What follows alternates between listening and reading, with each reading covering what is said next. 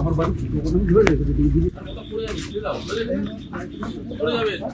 বাদিকে বাদিকে বাদিকে বাদিকে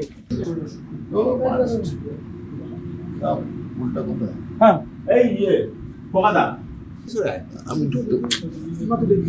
চলো এবার মিষ্টি খাবে খাওয়াবে সব আরো ভালো রেজাল্ট করো আমাদের এলাকার নাম সুনাম করো খুব ভালো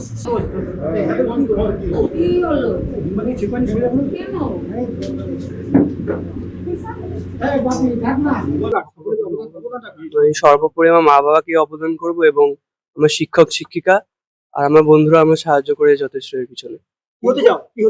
বড় হয়ে আমি সফটওয়্যার ইঞ্জিনিয়ার হতে চাই, আমি আইআইটি তে যেতে চাই।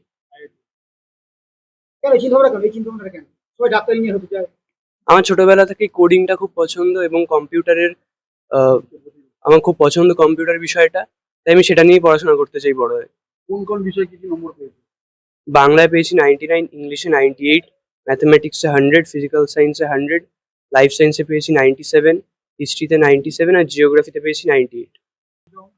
সময়ের জন্য আমি সেরকম এখন চিন্তা ভাবনা হিসেবে আমি নিশ্চয়ই সমাজকে সাহায্য করতে চাই বড় হয়ে। যেরকম সুযোগ পাবো সেটা বুঝে আমি করবো সাহায্য। আমার নাম সূর্যস্নাত বর্মন। সূর্যস্নাত বর্মন। আমার আমার হবি সেরকম বলতে আমি ড্রামিং শিখি আর কোডিং শিখি। খেলাধুলা করি না সেরকম কোনো স্পেশাল হবে, বন্ধুদের সাথে হয়তো মাঝে মাঝে খেলি। সেরকম কোনো বাধা ধরার সময় নেই তো আমার পড়ার। আমি রোজ টপিক শেষ করার চেষ্টা করতাম এবং শেষের দিকে একটু বেড়েছিল, ম্যাক্সিমাম 6 ঘন্টা পড়েছি। দেখো, ব্যারাকপুর শিল্পাঞ্চলকে লোক খুব খারাপ চোখে দেখে, কিন্তু আমাদের এখান থেকে তুমি যদি আইসিআইসি দেখো সব থেকে টপ আমাদের এখানে। এ আজকে 9th পজিশন পশ্চিমবঙ্গে। ওর চিন্তা ভাবনা দেখো, সফটওয়্যার ইঞ্জিনিয়ার হবে। আর আজকে বর্তমান যুগে সফটওয়্যার ইঞ্জিনিয়ারের বিরাট গুরুত্ব আছে। আমি ঠাকুরের কাছে প্রার্থনা করব ওর এরকম রেজাল্ট হয়েছে, ও আইআইটি যেতে চাইছে, আরো একটু স্ট্রংলি ওকে এ করতে হবে।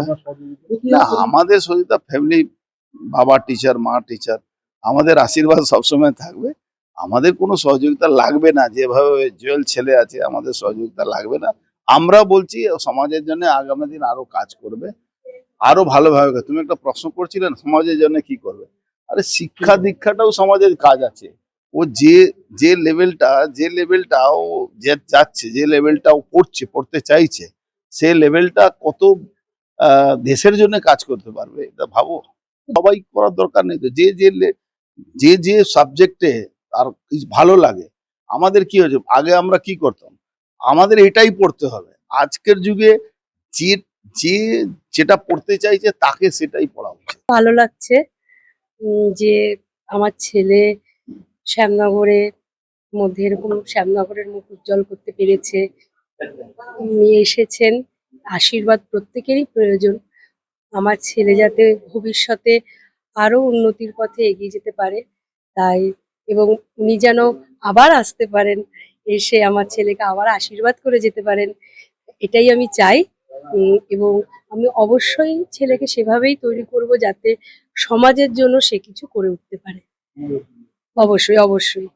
আর আমি একজন টিচার হিসেবে আমি একটা জিনিস একটু বলতে চাই, যেটা আমি আমার ছেলের জন্য এই প্ল্যাটফর্মটা পেলাম, না হলে তো বলার সুযোগ আমাদের হয় না খুব একটা, যে এই যে শিক্ষানীতিটা 8 পর্যন্ত পাশ ফেল তুলে দেওয়া হয়েছে, যদি 8 পর্যন্ত পাশ ফেলটা আবার ফিরিয়ে আনা হয় তাহলে মনে হয় আমাদের প্রজন্ম আরো ভালো রেজাল্ট করতে পারবে।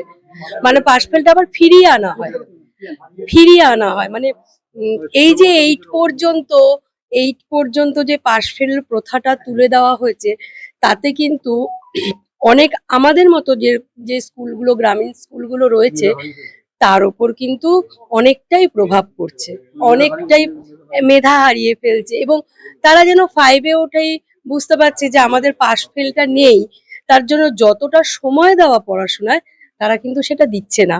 যাই হোক, এটা আমার আহ, মানে শিক্ষার ক্ষেত্রে যেটা আমার বলার সেটা হচ্ছে পাশ ফেলটা ফিরিয়ে আনা হোক। তাতে আমার মনে হয় সমাজের উন্নতি আরো বেশি হবে এবং ছাত্ররা আরো এগিয়ে যাবে। আমি আমার ছেলের জন্য যে এই প্ল্যাটফর্মটা পেয়ে বলতে পারলাম, তার জন্য আমার খুব ভালো লাগছে এটা।